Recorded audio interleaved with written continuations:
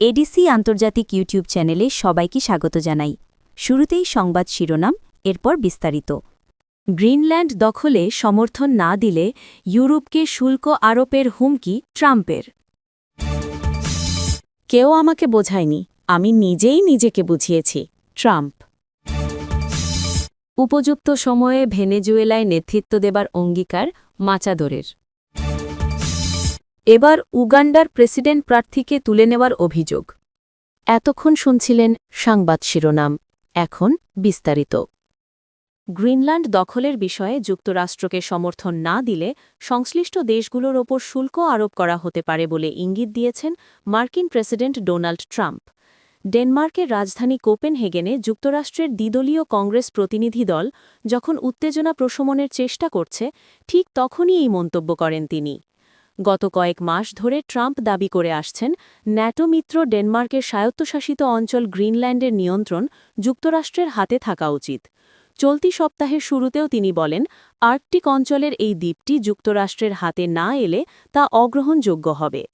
স্থানীয় সময় শুক্রবার ১৬ জানুয়ারি গ্রামীণ স্বাস্থ্যসেবা নিয়ে হোয়াইট হাউসে আয়োজিত এক অনুষ্ঠানে ট্রাম্প বলেন, প্রয়োজনে গ্রিনল্যান্ড ইস্যুতেও শুল্ককে চাপের হাতিয়ার হিসেবে ব্যবহার করা যেতে পারে।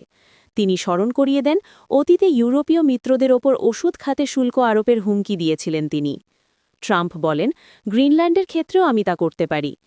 যদি দেশগুলো গ্রিনল্যান্ড বিষয়ে একমত না হয়, তাহলে আমি তাদের ওপর শুল্ক আরোপ করতে পারি। জাতীয় নিরাপত্তার জন্য গ্রিনল্যান্ড আমাদের প্রয়োজন।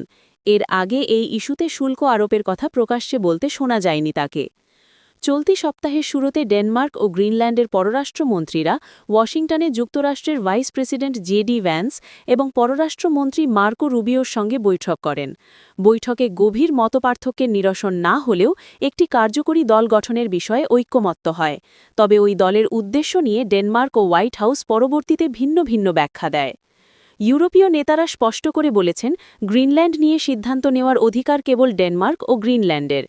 এ সপ্তাহেই ডেনমার্ক জানায়, মিত্রদের সঙ্গে সমন্বয় করে তারা গ্রিনল্যান্ডে সামরিক উপস্থিতি বাড়াচ্ছে।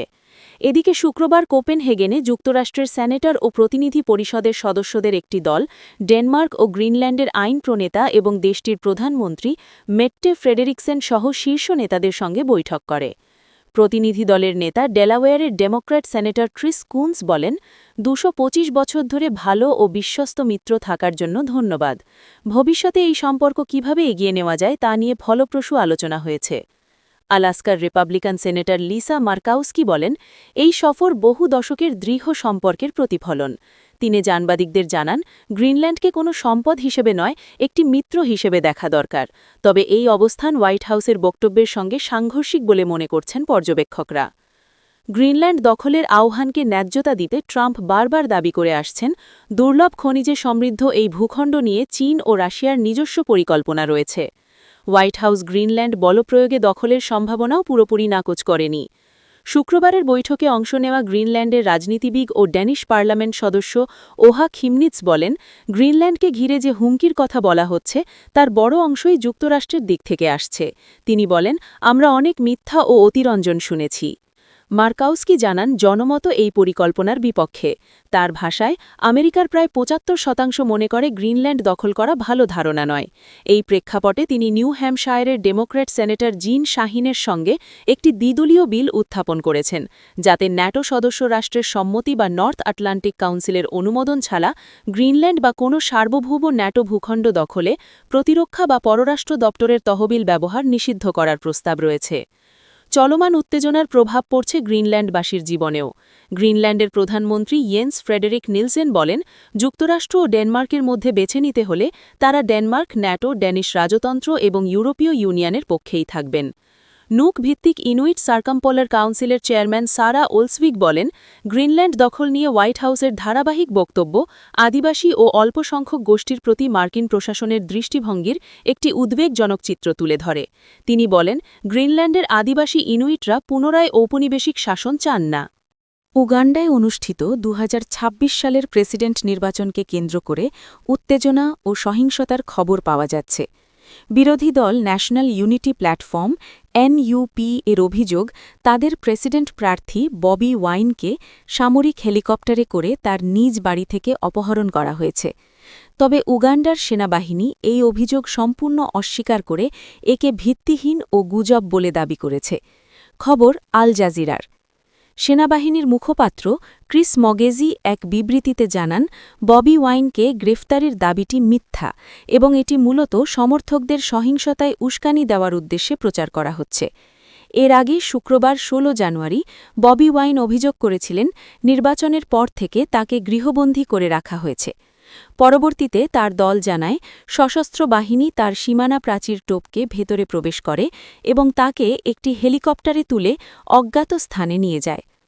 এদিকে দেশজুড়ে চলা ইন্টারনেট ব্ল্যাকআউটের কারণে ববি ওয়াইনের সঠিক অবস্থান সম্পর্কে নিশ্চিত হওয়া কঠিন হয়ে পড়েছে।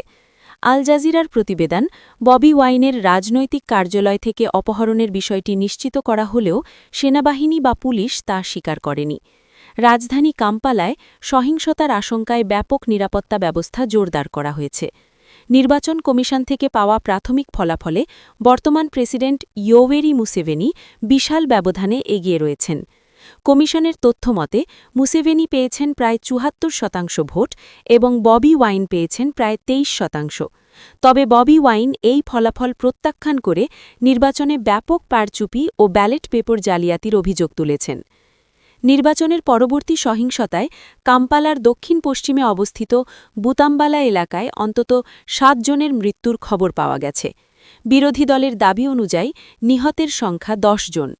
চূড়ান্ত ফলাফল শনিবার ১৭ জানুয়ারি স্থানীয় সময় বিকাল নাগাদ ঘোষণা হবার কথা রয়েছে।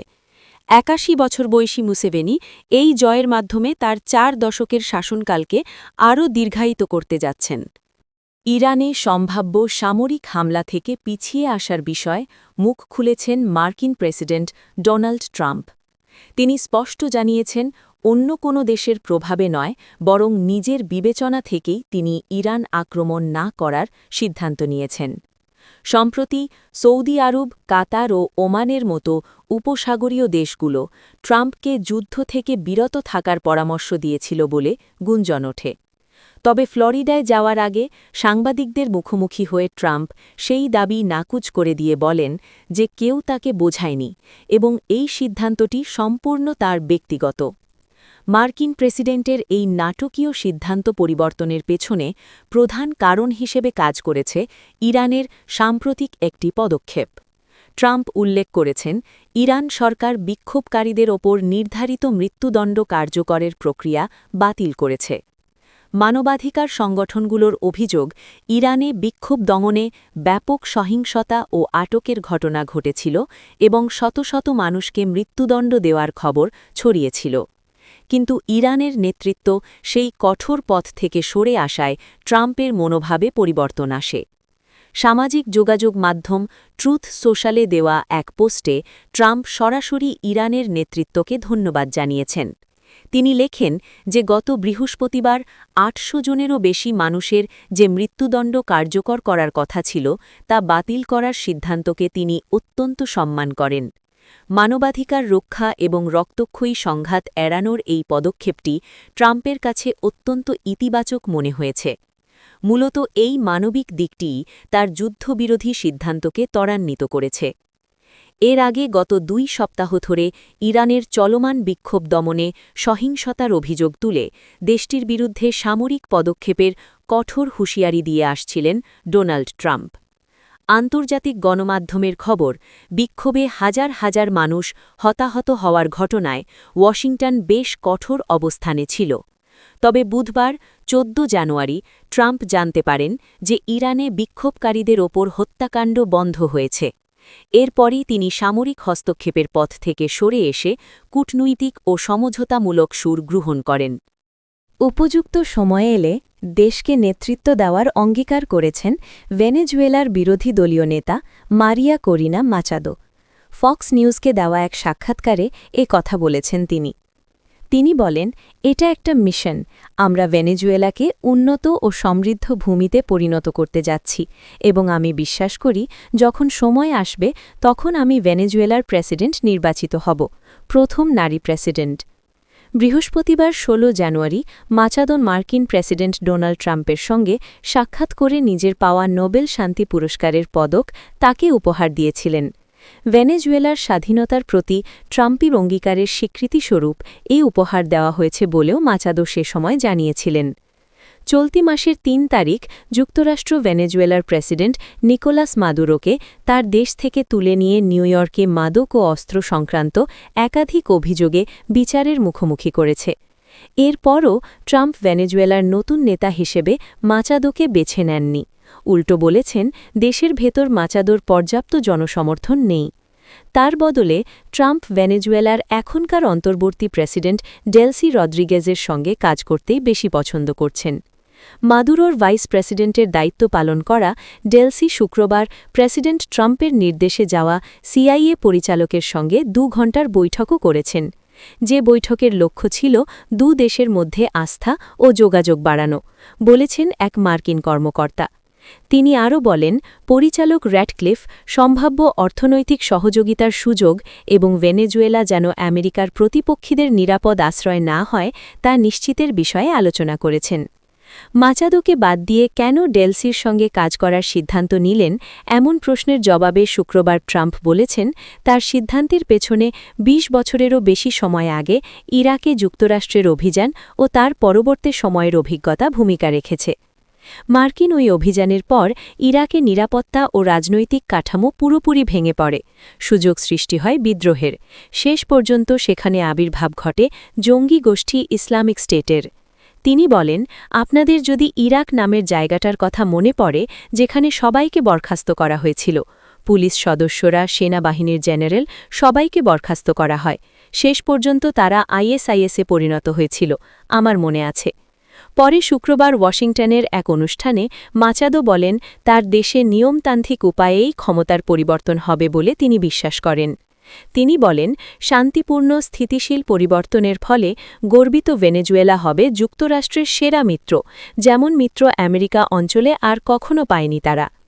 এদিকে ভেনেজুয়েলার রাজধানী কারাকাসে অন্তর্বর্তী প্রেসিডেন্ট হওয়ার পর প্রথমবার স্টেট অব দ্য ইউনিয়ন ভাষণে ডেলসি রদ্রিগেজ বলেছেন, তিনি রাজনৈতিক সংলাপের মাধ্যমে কূটনৈতিকভাবে যুক্তরাষ্ট্রের মুখোমুখি হতে মোটেও ভীত নন। ভেনেজুয়েলার মর্যাদা ও সম্মান রক্ষা করা দরকার মন্তব্য করে তিনি আরও বিদেশি বিনিয়োগ আনতে তেল খাতের সংস্কারের ঘোষণাও দেন। এর মাধ্যমে তিনি মাদুরো আমলের নীতি থেকে বেরিয়ে এলেন বলে অনেকে মনে করছেন। বুধবার ফোনে কথা বলার পর ট্রাম্প ডেলসিকে চমৎকার মানুষ আখ্যা দিয়েছিলেন।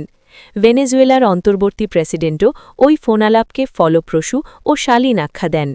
তার পরদিনই মার্কিন প্রেসিডেন্ট মাচাদোকে অনেক কিছু পেরিয়ে আসা অসাধারণ মানুষ আখ্যা দেন এবং তার দেওয়া নোবেল শান্তি পুরস্কারের পদককে পারস্পরিক শ্রদ্ধাবোধের চমৎকার নিদর্শন বলেন।